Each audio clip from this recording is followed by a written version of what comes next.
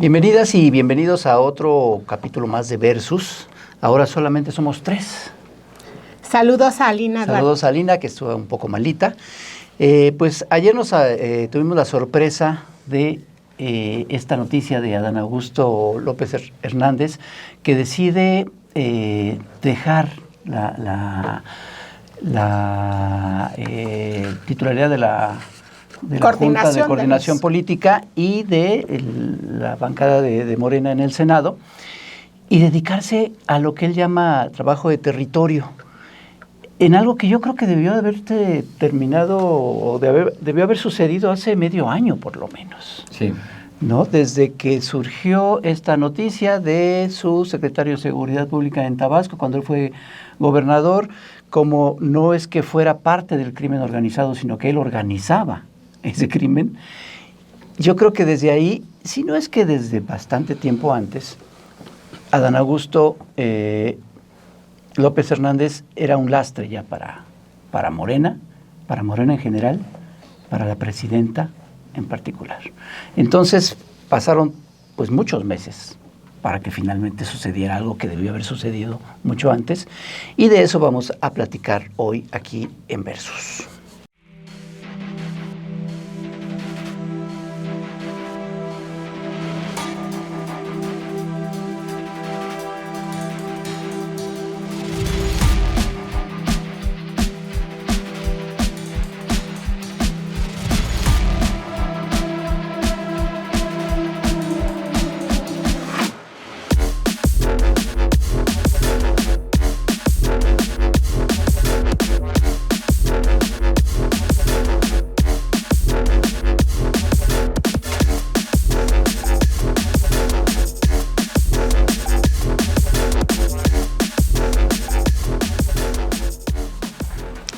Pues sí, ayer, un día muy turbulento, noticiosamente hablando en nuestro país.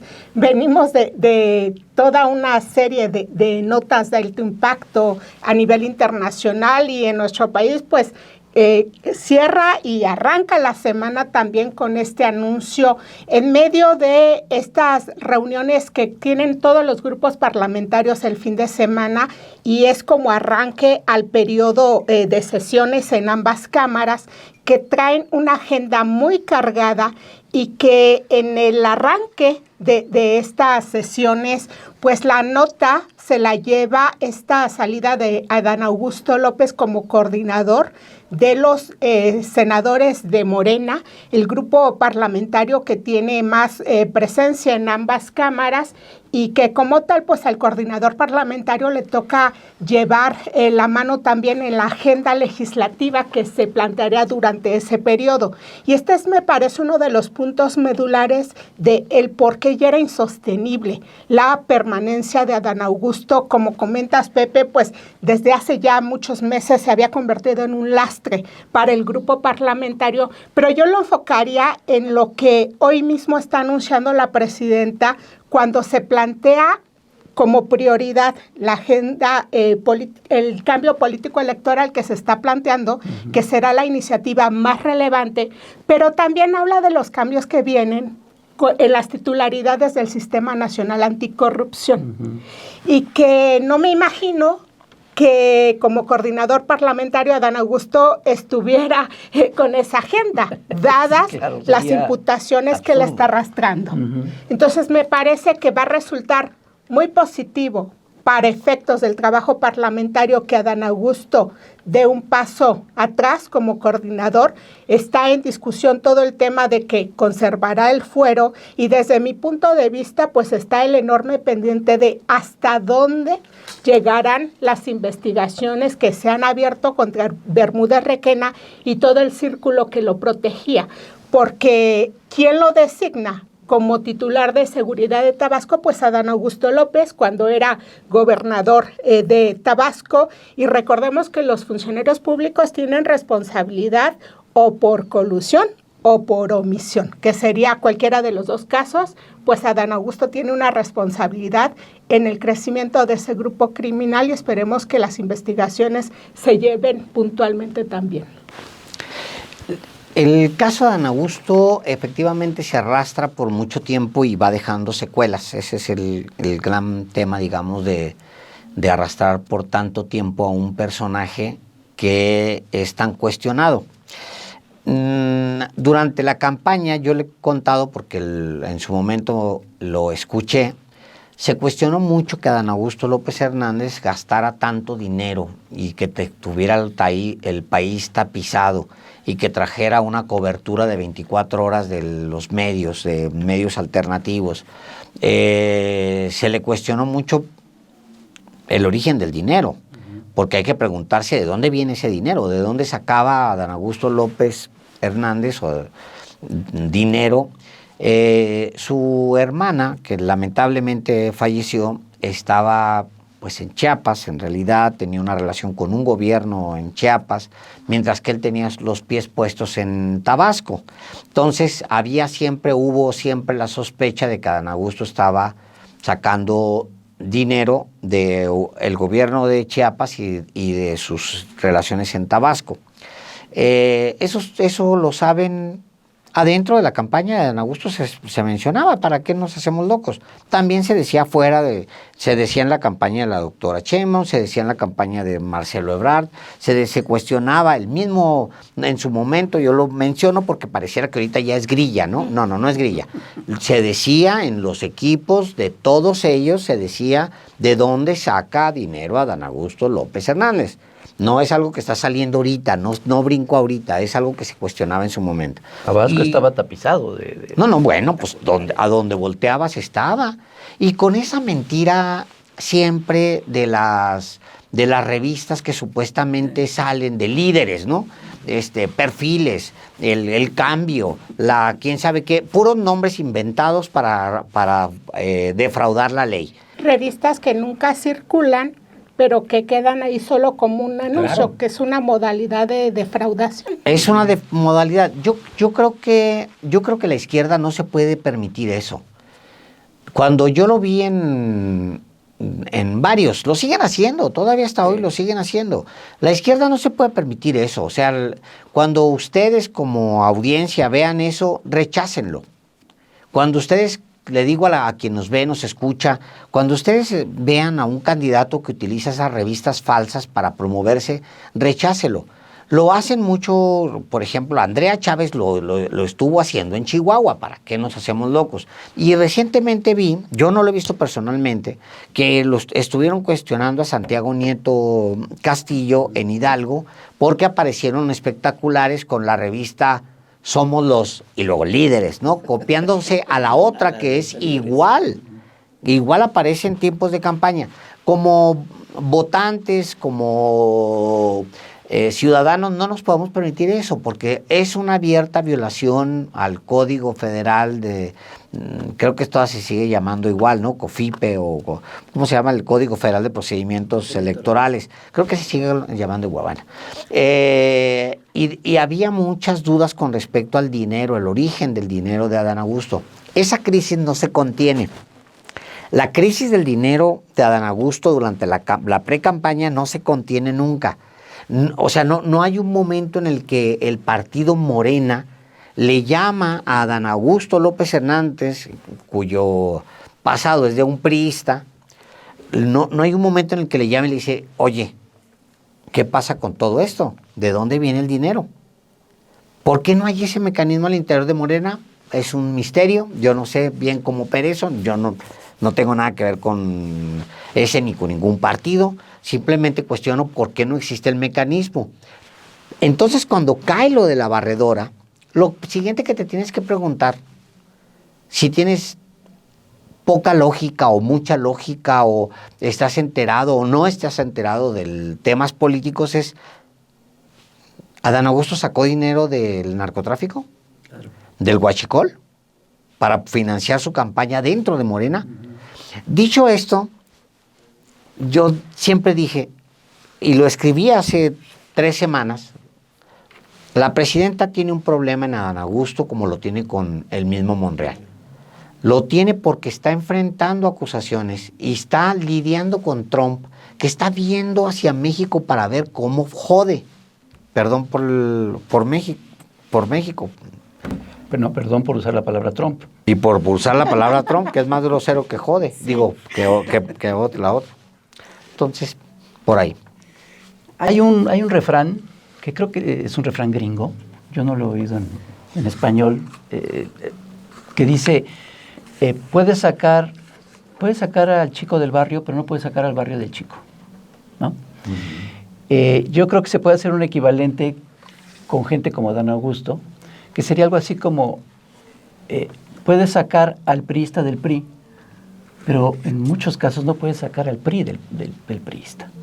Y es el caso, evidentemente, de Adán Augusto López, como es el caso de Arturo Núñez, también tabasqueño, como es el caso de Ricardo Monreal, como es el caso de gobernadores de muchos estados, exgobernadores políticos, que se han salido del PRI para incorporarse primero al PRD y ahora varios de ellos están en Morena. Pero no puedes sacar al PRI de ellos. Y siguen actuando con las lógicas priistas. Y el caso de Adán Augusto, pues es claro. Efectivamente, él participó como precandidato, que no se llamaba precandidato, pues, pero participó en la encuesta para ver quién iba a ser tenía un nombre muy largo, el líder de la transformación, de los coordinadores, que se dice que realmente entró como comparsa, ¿no? O sea, había dos personajes entre los cuales se iba a decidir la candidatura, que era claro que era o Claudia Sheinbaum o Marcelo Ebrard. Y los otros personajes iban un poquito de relleno y de comparsas. Por ahí se dice que Adán Augusto sabía que no se la tenía que tomar en serio, pero se la tomó en serio, aparentemente se la creyó. Le dijeron, no te la vais a creer, y parece que se la creyó.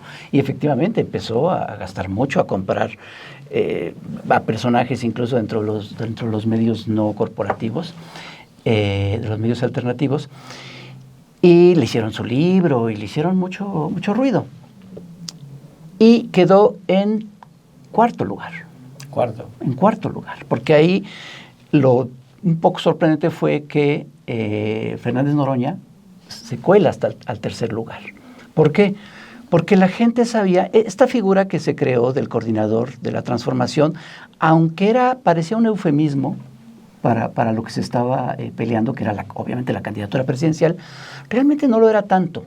Porque sí se iba a decidir quién iba a seguir representando el movimiento. Sí, claro. Enarbolar los valores del movimiento. Exacto, porque incluso en la posibilidad muy remota de que ese personaje, siendo después candidato a la presidencia, perdiera, iba a seguir siendo el relevo de López Obrador. No como presidente, sino como líder de un movimiento muy grande. Claro, eso no iba a pasar.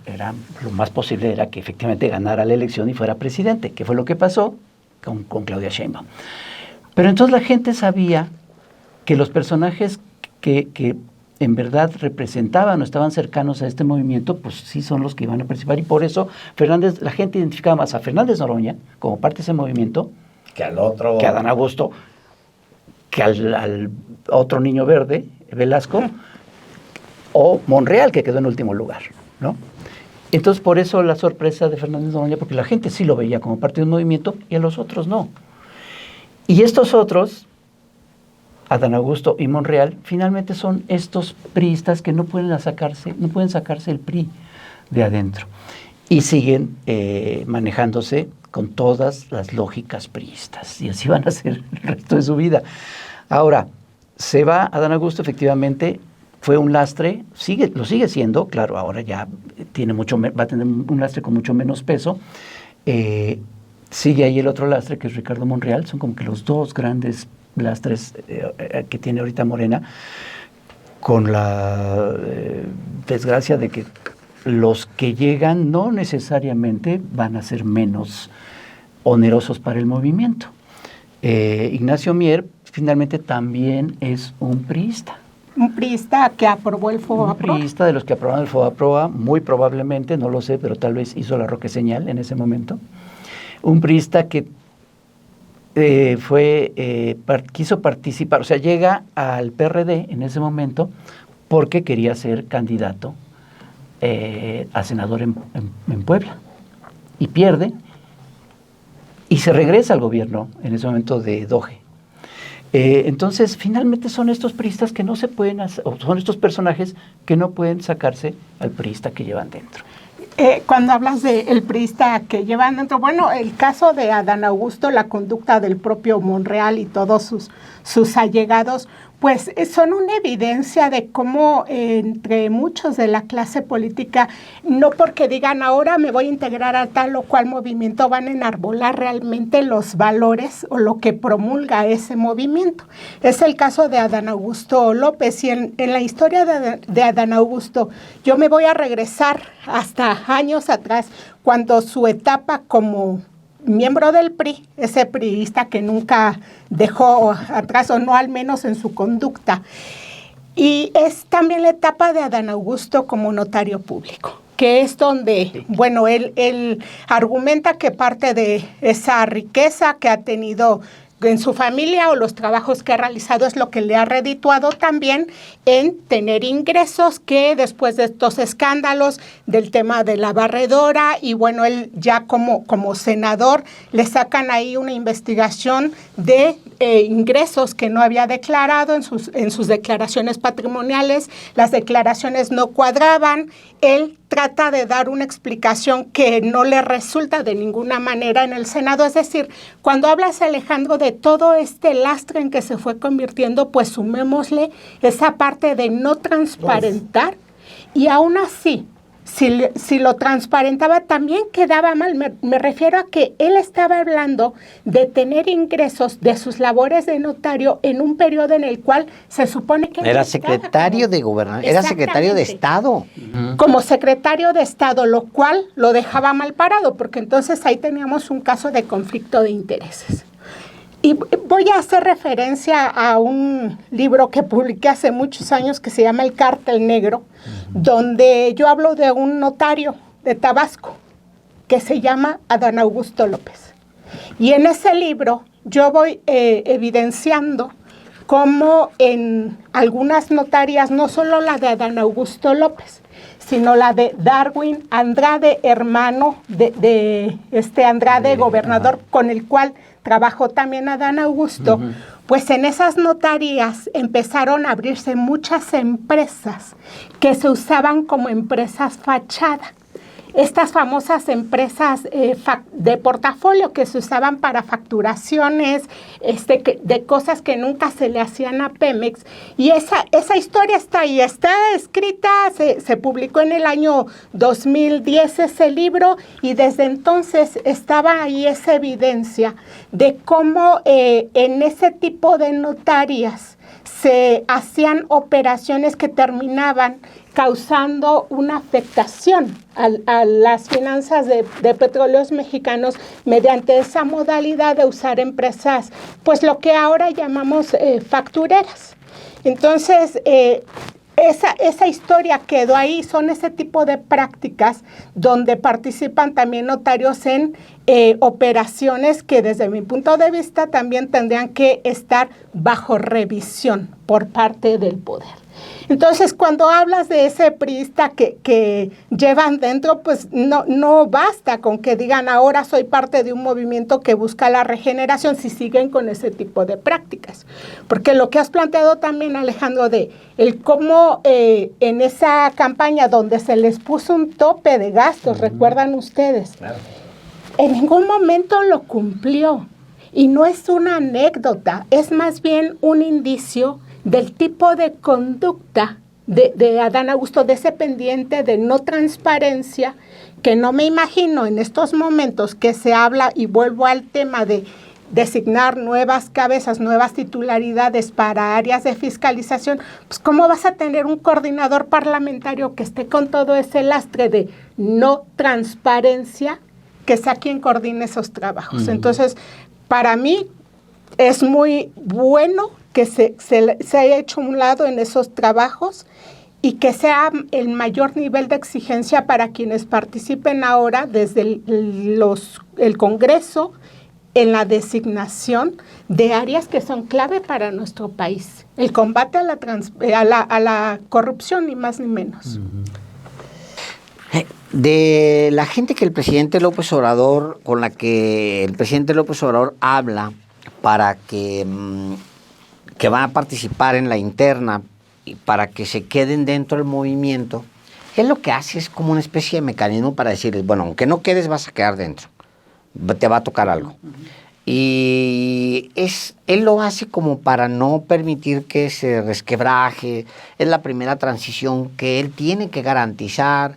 Venía del antecedente del año 2000, donde él no se mete en la transición del PRD. Él está entregando el PRD, y lo que viene después de dejar su periodo... Lo deja antes incluso, lo adelanta. Lo deja un poco antes, entonces... lo que viene es un desastre. Sí. Un desastre, o sea, la rapiña, y termina en el Tribunal Electoral. Terminan decidiendo, el PRD lo terminan decidiendo las fuerzas externas. O sea, ¿quién? El PRI, el PAN, que estaban representados en el Tribunal Electoral. Entonces él dice, no me puedo permitir eso. Entonces él participa directamente, digamos, en la transición, que era una transición... No se veía, digo, sí se podía complicar y todo, podía ser que la división interna, pues digo, iba a estar Xóchitl Gálvez, de alguna manera le empujó para que fuera Xóchitl Gálvez, lo cual lo hace todavía más, pues, Andrés Manuel López Obrador, digamos, ¿no? Es que ahora lo piensas y dices, guau, el tipo, ¿no? Entonces, lo que no le preocupaba por afuera, le preocupaba adentro. Entonces se concentró en eso. Yo celebro que de todos esos personajes, Marcelo Ebrard sea el mejor librado. Que hizo su berrinche. O sea, el que más patalea, sí. El que lleva la liga a un extremo de casi la ruptura, es el mejor portado. Hizo su berrinche, pero luego... Pues ni tan luego, sí, pataleó bastante, pero finalmente entendió. Claro, mira, él dice, no nos vamos a someter a esa señora el mero día en el que sale el resultado. Poco después... platicamos con él, Álvaro y yo le pregunté directamente si él ya había hablado y si iba a someter a esa señora, ¿no? Con Claudia, si iba a someter.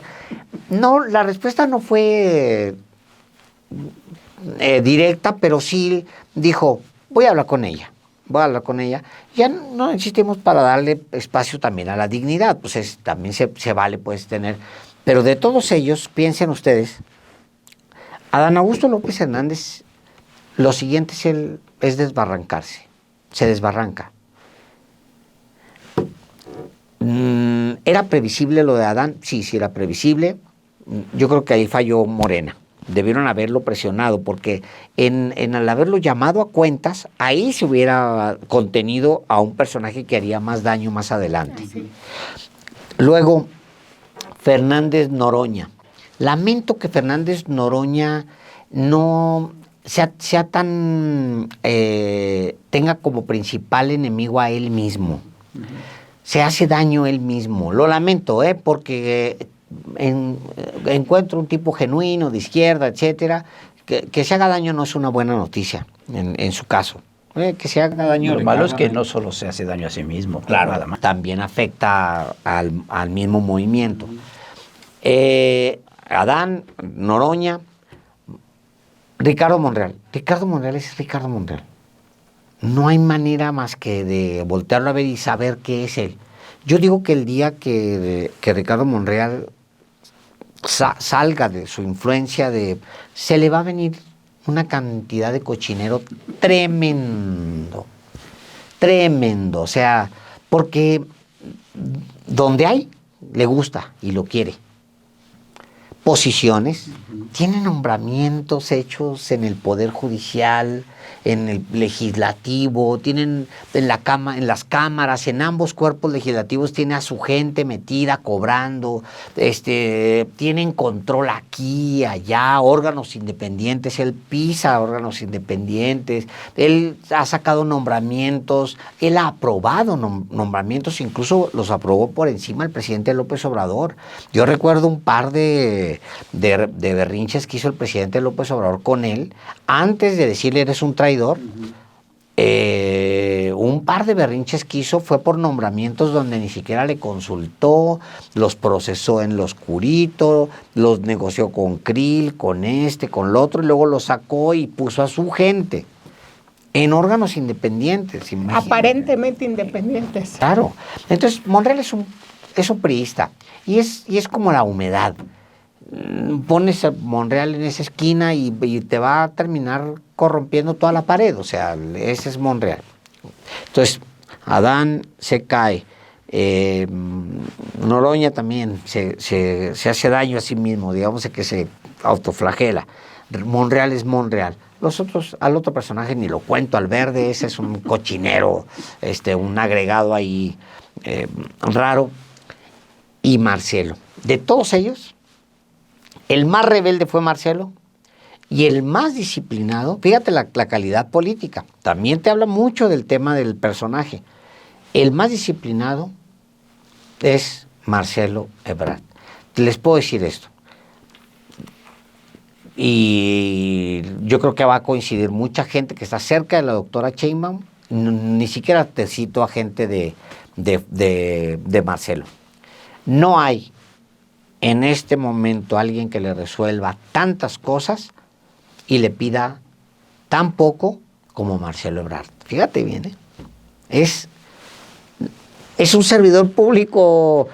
Yo siempre digo, Marcelo, no lo ponga cerca de la posibilidad de ser otra cosa porque se ha hecho a perder. Se vuelve soberbio, no sé qué le pasa a Marcelo, pero es el servidor público. O sea, ha sido un servidor de la nación, así lo puedo poner, durante décadas. Le ha servido a México, el personaje.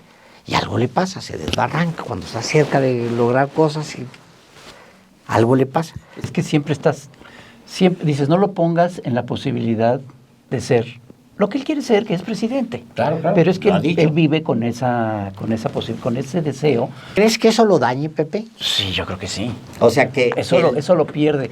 Yo recuerdo una plática que tuvimos tú y yo, Alejandro, 2 años antes, o sea, hace casi 4 años, hace 3 años y cacho, o sea, a la mitad del sexenio de López Obrador. Y yo me puse a decir una bola de cosas de que la candidata iba a ser Claudia Sheinbaum, y de que tú me preguntaste, ¿y Marcelo qué va a hacer? Él quiere ser. Yo te dije, se va a disciplinar, porque es un tipo inteligente. Cuando pasó todo lo que pasó y que empezó a hacer su berrinche, dije, qué equivocado estaba yo, porque no se está disciplinando. Claro, acabó disciplinándose y afortunadamente me dio la razón. Pero siempre está con esa idea en la cabeza. Eso es lo que él quiere. Y por eso termina disciplinándose. Yo no sé si en algún momento va a lograr esa candidatura, tal vez en el 2030, aunque ya tiene ahí unos enemigos, pues no enemigos, pues adversarios para llegar a eso. Pero él sigue pensando en eso. A ver, García Harfuch. No lo veo. Yo tampoco, bueno, pero mucha gente sí. Sí. Y así se lo está planteando también públicamente. Y gente importante. Sí, yo creo, bueno, hay que ver. Yo creo que él tiene que hacer un recorrido previo y convencer previo en otros puestos. Yo creo que si tú me dices en este momento hacer un corto y decir, a ver, pues vamos a resolver el tema de la sucesión ya. ¿Por qué ahorita? Bueno, pues porque mañana va a ser la candidatura. No, pues tendría más posibilidades Marcelo. Marcelo. Sí, claro. ¿Y quién pones en la Ciudad de México? Pues no lo sé. Omar García Harfuch, es su ciudad. Puede ser. Él Puede ser. conoce la ciudad, yo creo que como nadie, porque estuvo aquí, la recorrió, la sabe. Él es el que agarra la ciudad y le mete control. Él gana la encuesta. Él gana la encuesta para terminar pronto. Entonces, Ya nos fuimos al 2030. Bueno, al 2030. regresémonos a lo que está en puerta y volviendo al tema de Marcelo. Es un buen contexto, un contexto muy difícil a nivel internacional, y qué bueno que Marcelo esté enfocado ahorita haciendo esa labor que no es poca cosa, estar lidiando también con el tema de Trump, de los caprichos de Trump. Está la negociación del TEMEC, ya se ha planteado que no va a ser en los mismos términos en que está así, y no se esperaba otra cosa después de lo que ha ocurrido también con Trump y el primer ministro de Canadá. Pero ahora, ubiquemos qué viene para la agenda legislativa. Viene la madre de todas las reformas, la reforma electoral. Principal. Ajá, que aquí el papel de la oposición pues ya lo están anticipando, y yo no quiero dejar pasar esto que también planteó el impresentable de Alejandro Moreno en la reunión plenaria de su partido, donde están llamando a Estados Unidos para que intervenga, y sale ahí a declarar que ellos están de acuerdo con una intervención, y esto nos habla del nivel tan bajo que tienen, que tienen esos... Basura, chatarra de políticos. Sí, la chatarra en que se han convertido, pero también quiero recordar que estamos iniciando un periodo donde en el Congreso se había prometido que se iba a revisar precisamente el tema de Alejandro Moreno, el tema de todos los pendientes que tiene ahí para el tema del desafuero. Se prometió para febrero. Y se detuvo ahí, se escondió. Se escondió, se mantuvo empantanado, pero lo último que se comentó desde el grupo que lo tiene ahí en revisión es que en febrero sería cuando se va a discutir. Entonces tampoco es ajeno Alejandro Moreno a esos tiempos, y por eso sale a hacer declaraciones como las que está haciendo, porque en cada momento en que se plantea la posibilidad de que se discute el tema del fuero, o se va a Estados Unidos a sacar ahí sus cartitas, o hace ahora... El fin de semana cuando no abren oficinas, ¿no? Washington está cerrado. O como esta reunión que da, donde ahora sale a decir, sí, estamos de acuerdo. ¿Qué papel tan lamentable de los priistas, llamando a la intervención de nuestro país? Qué padre. Qué bueno. Pues es que es el partido en manos de los porros. O sea, el PRI siempre tuvo porros en la base, pues, de la militancia, que servían muy bien para ciertas cosas. Ahora estos porros son los que están al frente, porque pues ya la desbandada fue tal que ya no quedó absolutamente nadie más que los porros del nivel más bajo. Y auténticos porros. Auténticos los porros. grupos O sea, no estoy porros usando cobraban en el PRI. una figura metafórica. No. Son porros auténticos. Yo recuerdo que hace muchos años hice un reportaje precisamente de los grupos de porros que operaban haciendo... ahí infiltrándose en universidades, y hice un cruce de las nóminas que era en el PRI donde se les pagaba. Entonces ahora son esos grupos porriles los que están al frente del partido, pero con esa conducta. Esto que le hicieron, el 4 que le pusieron a Fernández Noroña, fue de porros. Tremendo. Tal cual. Sí. Oigan, pero volviendo a Adán Augusto, y en general, es que me quedé pensando, en este, ya no es inicio, ya llevamos más de un año del sexenio de Claudia Sheinbaum, pero ella ha podido deshacerse de algunos de los lastres que le quedaron del sexenio de López Obrador y que vienen desde antes. Uno es Gertz Manero, ¿no? Hace un lado. El otro es Adán. Que además era algo que desde el principio del sexenio se decía. A mí, algunos personajes cercanos pues al gobierno me dijeron, ya se va Gertz Manero. Pasó un año, me lo prometieron desde un año antes, pero finalmente se logró, y Claudia pudo poner ya en la fiscalía, a Ernestina Godoy, en fin, y a toda su gente, pues repite el esquema que tenía en la Ciudad de México y que fue muy exitoso en la Ciudad de México, lo repite a nivel federal. Ahí es afortunadamente un lastre que tira. Hay otros dos lastres, uno aparentemente pues ya también se tiró, que es Adán Augusto, y el otro es Ricardo Monreal, que en algún momento tal vez tuvieron un sentido de ser, porque eran operadores políticos eficaces. pero ya no lo son desde hace mucho. Ya dejaron su eficacia para convertirse en un lastre. Ricardo Monreal, bueno, lo comentamos alguna vez ya, y lo acabas de decir ahorita, Alejandro, el mismo presidente López Obrador le dijo que era un traidor, pero ni siquiera pudo operar de manera eficaz y ya se perdió 2 veces, bueno, se perdió una vez y no se pudo recuperar la alcaldía Cuauhtémoc. Por pero ejemplo, ¿por qué que no era quiso? ¿Por qué no su herencia. quiso? Pues porque no quiso, porque no pudo, por lo que sea, pero el chiste es que ya no es un operador eficaz. Operó para que se quedara Sandra Cuevas, primero. Traicionando. Traicionando. Es que es el Impone a su estilo. hija como candidata Y luego impone a su hija y ni como siquiera candidata. es capaz de ganar esa Y no alcaldía, que era su alcaldía, según él. Sí. Supongo que así la vendía. Sí. Y no lo logró. Adán Augusto, sí, yo no sé qué tan buen operador pudo haber sido, porque si bien fue secretario de Gobernación, fue secretario de Gobernación de un presidente que no necesitó secretarios de No, Gobernación. nunca, claro. Su primera Y- secretaria fue Olga Sánchez Cordero, que no operó. El segudo es él, la tercera es Luisa María Alcalde, que tampoco operó porque él era su propio secretario de Gobernación. Sí. Él hacía todo lo político, pues. Sí. La visibilidad que tiene Adán Augusto es porque lo designa el presidente López Obrador, porque él lo va encaminando hacia los puestos que tuvo, incluso el ser designado como una posibilidad para encabezar el proyecto en con este nombre tan largote que decías, el coordinador. Coordinador de los trabajos de la cuarta transformación y Pero anexas. de manera muy temprana era evidente que él no aportaba en términos reales a lo que representaría el movimiento. No era parte del movimiento. Y la gente se dio cuenta que ni él, obviamente ni Monreal, y obviamente ni el otro niño verde, eran parte del movimiento. Y no solo se hacía patente, las expresiones públicas en las encuestas donde se ha identificado a los políticos peor evaluados del grupo de Morena, quienes aparecen en esas evaluaciones que ponen a Alejandro Moreno como el peor evaluado de todos los políticos, el priista.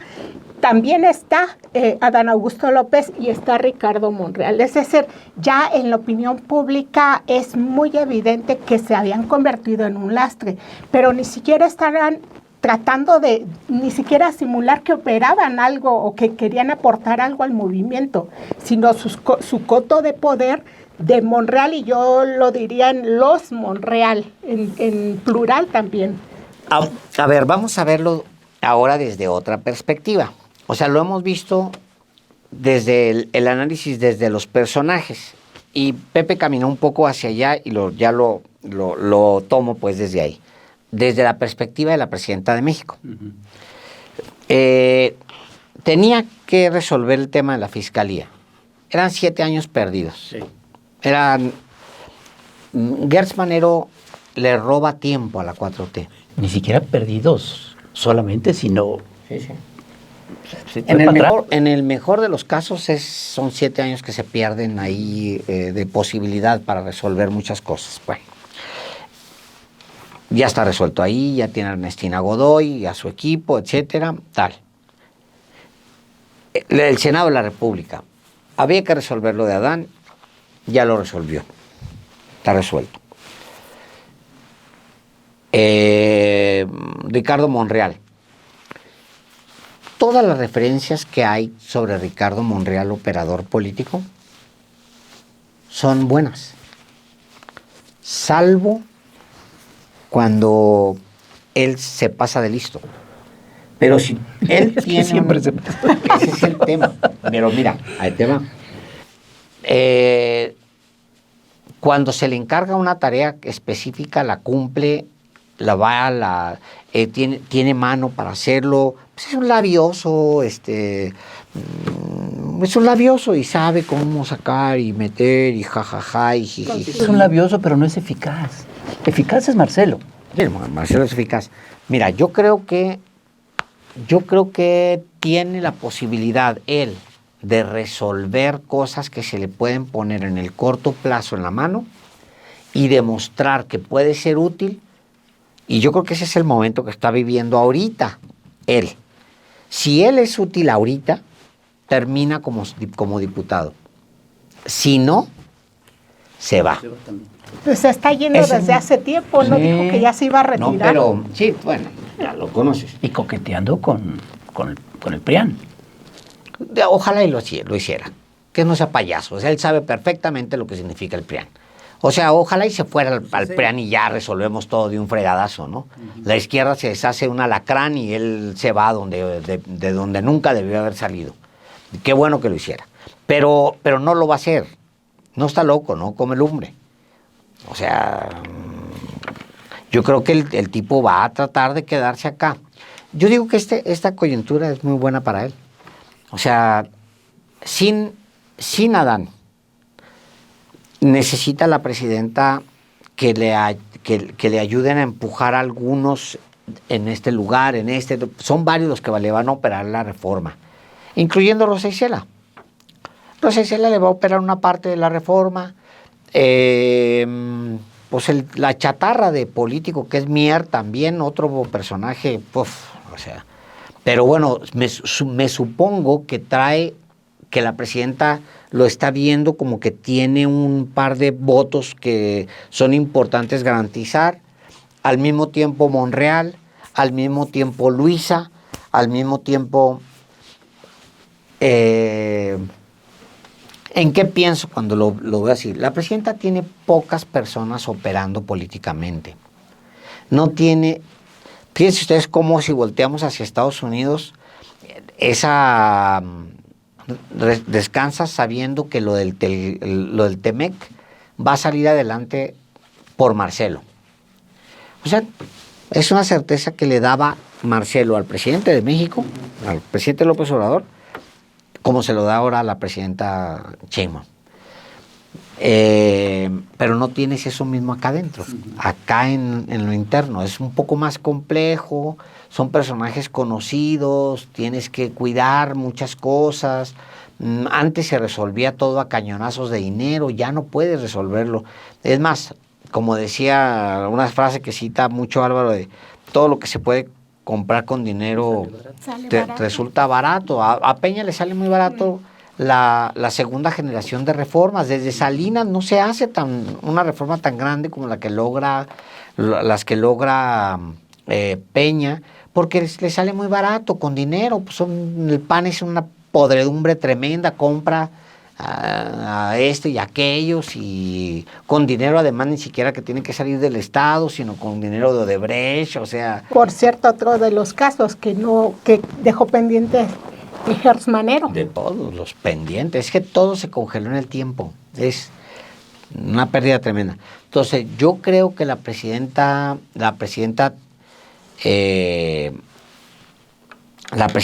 necesita confiar en más operadores. Necesita tener más operadores. Necesita más operadores.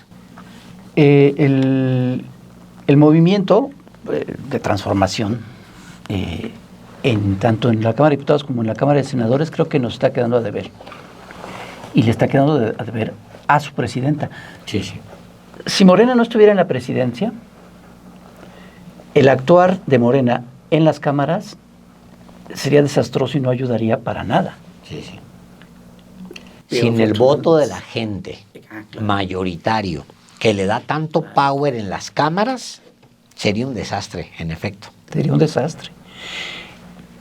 Y por eso Claudia reacciona como reacciona, por eso su reacción ayer. No, bueno, hacia allá iba, justamente. No, claro. Por eso el regaño, porque no están entendiendo la importancia que tienen. Oye, o sea, tienen 2 años voy a decir la palabrota, jode y jode y jode. Presidenta, una foto, candidata, una foto, presidenta, una...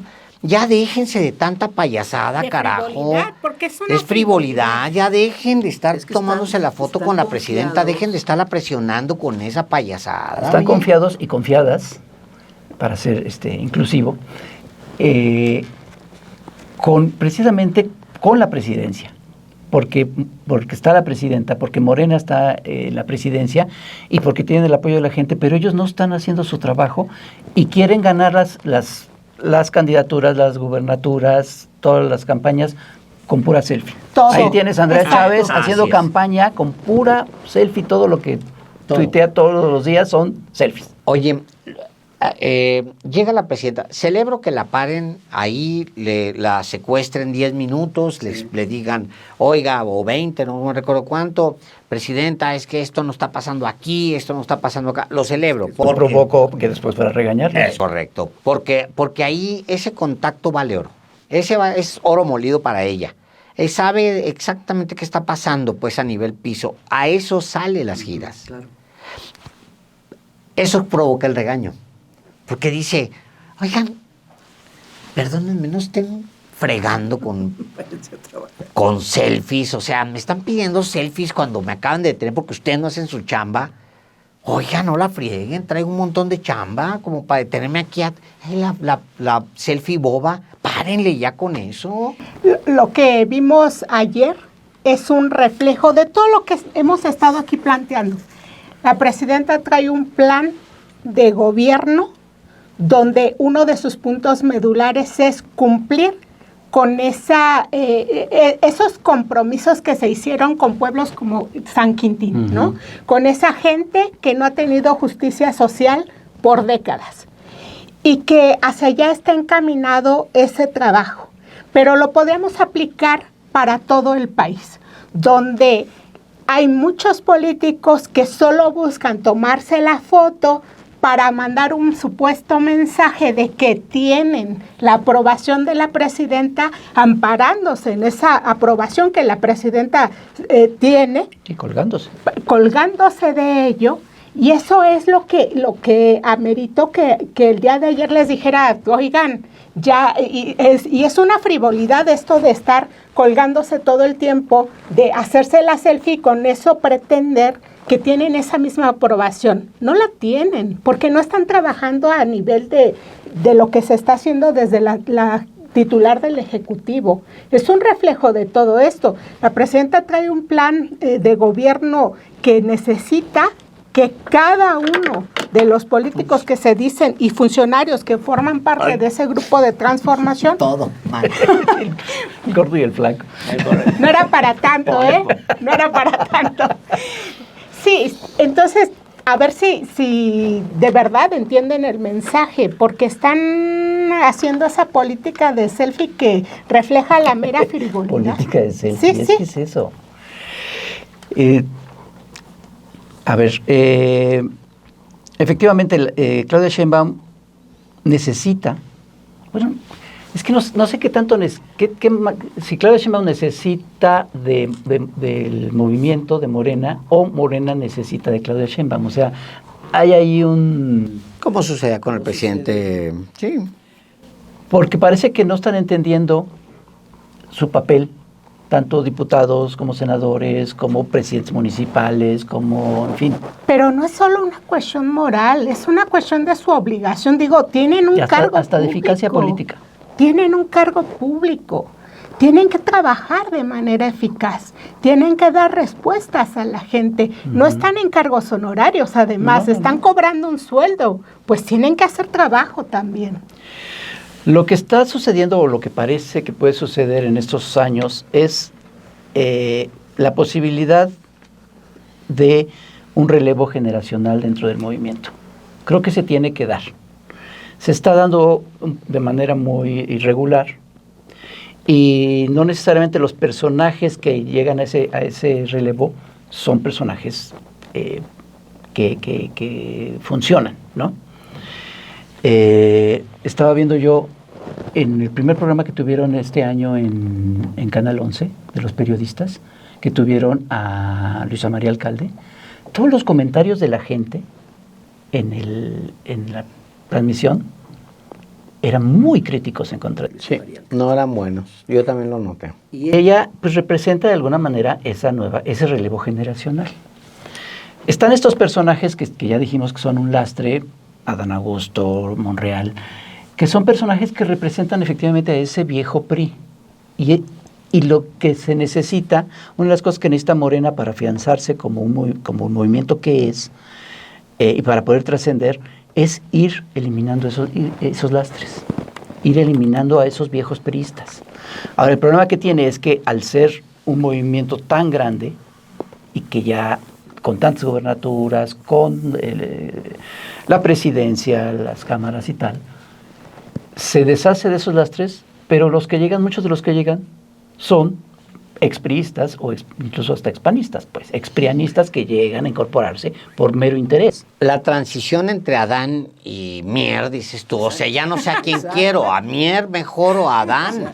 O sea, a lo mejor era mejor que se quedara Adán que a que entrara Mier, la verdad, o sea. Como que no. Exacto, a eso iba, que entonces ese relevo, por lo menos en este caso, no funcionó.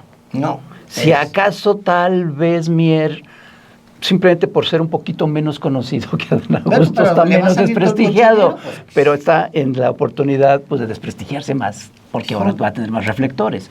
Pero eso no ayuda para nada. Es un periodista que está preso, o que estaba preso por corrupto, o sea, por sobornar, por exigir dinero, por exigir sobornos. O sea, está canijo también. Yo pensaba en la agenda que viene, que está como muy cantada. Digamos que yo vería dos cosas inmediatas, que es de aquí al verano. Para el verano tiene que estar resuelta la reforma electoral. Sí. Pero también los tiempos marcan que tiene que estar resuelto el TEMEC. Entonces, son dos cosas. Los dos tienen que ver con andamiaje.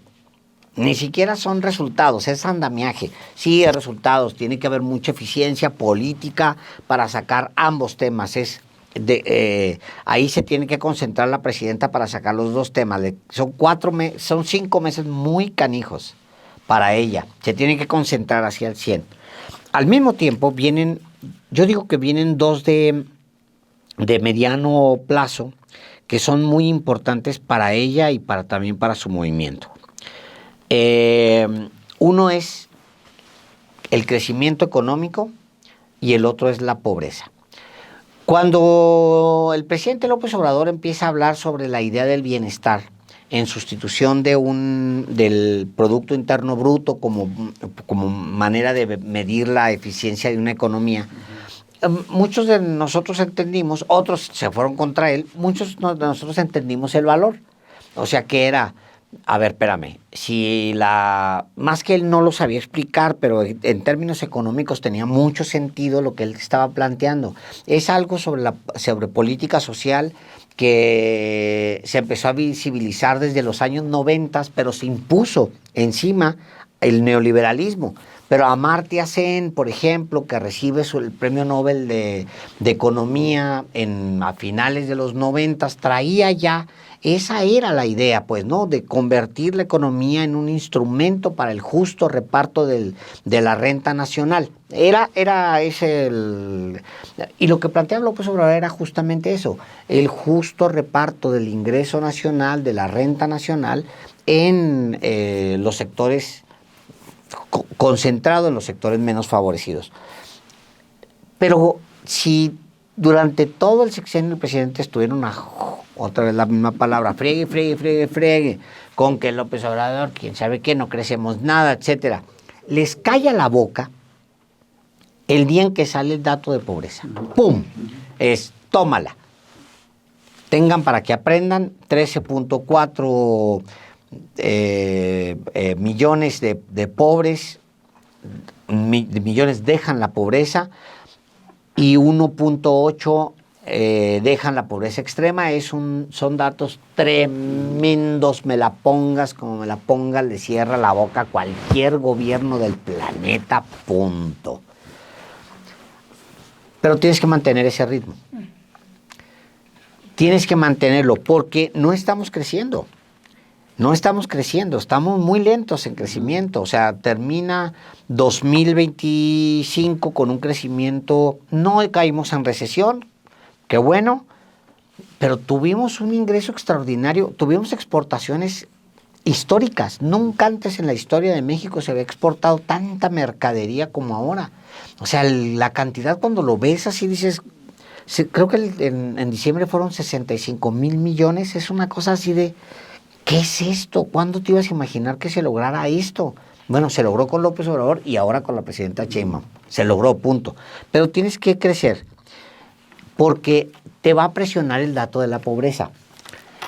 El presidente López Obrador tiene una herramienta a su favor que es el aumento del salario mínimo. Esa herramienta fue tremenda, tremenda. Nada más que esa herramienta tiene límite de uso. Ahorita cada vez va a ser menos efectiva y tampoco la puedes empujar porque entonces sí vas a derrotar al empleo. Uh-huh. Ahorita está sucediendo en la frontera. A lo mejor ella ya trae los datos, seguramente le va a dar. Como el aumento ha sido más fuerte allá, y sabemos que no queremos ya ofrecer mano de obra barata, entonces el efecto está teniendo resultado. En Ciudad Juárez, por ejemplo, se está empezando a notar que hay una desaceleración del empleo. Juárez siempre tuvo la mejor tasa de empleo de todo el país, siempre. Juárez, en ocasiones también Tijuana, en ocasiones también algunas otras partes en la frontera. ¿Por qué? Porque tienes mucha maquila. En la frontera la maquiladora llegó a principios de los años 70. Entonces hay un perfeccionamiento de todo el aparato maquilador en Juárez. Hay digamos que los empresarios locales juarenses y los tejanos están así. Ya, es más, uno de los capitales más importantes de exportación, los Fuentes, ya son tejanos. O sea, empezaron siendo mexicanos y ahora ya son tejanos. Las nuevas generaciones ya tienen las dos nacionalidades. Me quiero decir, la integración es tan brutal que es un motor. Ahora sí se está sintiendo que algunas, ya la mano de obra encareció, sí se está dando más dinero, pero también se encareció la mano de obra. Todo eso tiene un impacto. Todo esto para decir esto. En el corto plazo tienes dos plataformas que te van a ayudar a resolver cosas. Una es la plataforma que te va a dar el nuevo TEMEC y otra es la plataforma de la reforma electoral, porque las dos te agregan, uno en la economía y el otro en la política. Pero ahora necesitas dar resultados. Y en el corto plazo, en el mediano plazo, vas a tener que demostrarlo en PIB y sobre todo en pobreza. Porque la manera en que el presidente López Obrador mató a las críticas por la falta de crecimiento fue mostrando en pobreza que se puede tener bienestar sin tener crecimiento. Uh-huh. Pero esas herramientas se acotan y yo creo que eso le va a meter presión. Reducción de la pobreza en tiempos de una pandemia. Claro. Que se dio, sí, con los aumentos sostenidos al salario, aumentos efectivos, y también con la redistribución del gasto público. Uh-huh. Y en esa redistribución una parte importante es para los programas sociales, que también aquí ves el doble discurso de algunos que eran muy críticos, que denostaban esos programas y ahora se les ve ahí cobrando sus pensiones también. Pero está también otro elemento que yo creo que ahí le aportaría también al nivel de ingreso público y que tiene que ver con el combate a la evasión fiscal. Lo acabamos de ver con un caso, el de Salinas Pliego, que bueno, abona un abono ahí a parte de su deuda, pero a medida que combatas también eso que ha representado una fuga, históricamente una fuga de ingresos, pues también ahí va una parte que va contribuyendo. Habrá que ver también el alcance que tendrá el nuevo TEMEC en la renegociación. Ahí viene la presión en política internacional, pero ahora estamos en un momento de incertidumbre también como lo está el resto del mundo ante los delirios de Trump. Y la catástrofe que está haciendo allá. No, adelante. Me cortaste la idea. Ay, perdón. No, hablaba de esta presión que se espera para el TEMEC, pero ya está cantado ya que habrá un TEMEC, se revisarán algunos alcances y eso dará un poco de tranquilidad también a esta presión que se está sintiendo en esa negociación internacional. Ahí es donde el oficio de Marcelo Ebrard cobra sentido también. Y el otro, mira, ¿qué es lo que va a pasar en estos 5 meses que vienen? Eso es muy, muy importante. Todas las inversiones de capital se van a contener.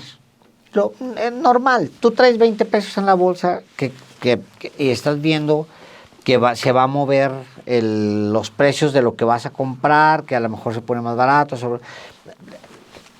va a generar una incertidumbre de inversión muy importante. Entonces, indicadores como el de inversión extranjera directa se va a ver afectado.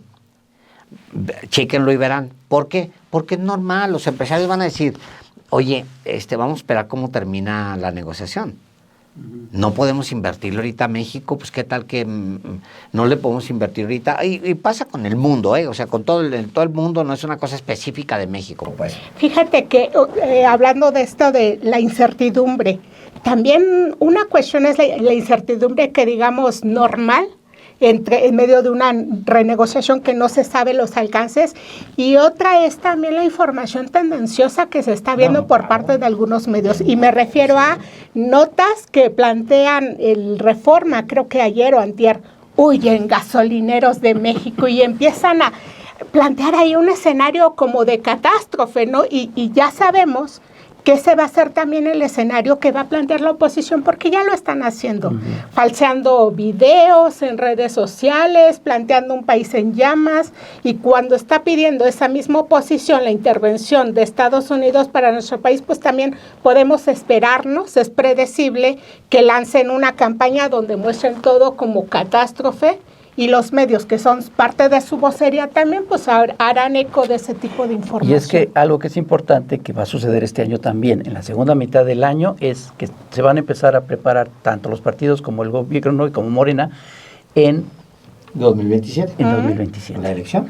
Va a haber renuncias, va a haber acomodos, y va a haber toda una intención para ir de lleno a lo que son las campañas y a las elecciones. Y ese va a ser una oportunidad interesante para Morena, para en esta idea del recambio y de la relevo generacional. Es una prueba, a ver qué es lo que va a presentar de cara a las campañas. Tienes los 2 semestres muy marcados en ese sentido. Sí. El primero es económico. Y lo que hagas en este primer tramo es lo que te va a resultar en el segundo tramo. Yo digo... Lo electoral. Sí, que en el segundo semestre, por ejemplo, se va a desatorar toda la inversión. Todo el mundo va a querer invertir en México. Mi cálculo de verdad es, yo creo que la van a hacer muy bien. Que la han hecho muy bien y la van a hacer muy bien, tanto Marcelo como la presidenta y todo el resto del equipo, el mismo Edgar Amador, yo creo que la van a hacer muy bien. ¿Va a seguir Canadá en el tratado? Yo creo que no. Yo creo que en algunas partes van a hacer un tratado delgadito, va a quedar un TEMEC, haz de cuenta chiquitito, que va a contener como el 40% de lo que tenía, y todo lo demás se va a negociar de manera independiente con ambos países. Yo digo que sí, porque las últimas declaraciones de Carney ya han sido de, no queremos nada con China. Sí, no, yo nomás fui de vacaciones. Exacto. No, van a tratar, pero mira, en los hechos ya de hecho está pasando así. Estados Unidos está viendo, no en el contexto del TEMEC, sino en el contexto de la relación bilateral, lo de las maderas blandas, por ejemplo, ¿no? Todo eso que ellos reciben, lo del tema de la energía, todo eso lo están viendo aparte, el tema de los autos lo están viendo aparte, el tema del acero, algunos otros metales lo están viendo aparte. Entonces, de manera natural se está separando ya algunas grandes porciones del TEMEC para no aplicar de manera trilateral criterios que en realidad no necesitas. Por ejemplo, la madera es un pleito entre ellos dos. Ellos tienen los bosques, se lo están peleando, la madera de pino, que es maderas blandas para construcción y demás. Entonces, es un pleito entre ellos. Está bien. Si es el 5% del tratado, bueno, sáquenlo del tratado y discútanlo ustedes si quieren. No me afectes esto que es trilateral. Y yo creo que una manera de que sobreviva el TEMEC va a ser separarle grandes porciones y que sea bilateral. Una de esas ni llega Trump a la negociación del tema. Ya no hablamos de los archivos Epstein, pero está sembrando también. Sí, caray. Y bueno, pues gracias a todos por estar aquí. Gracias.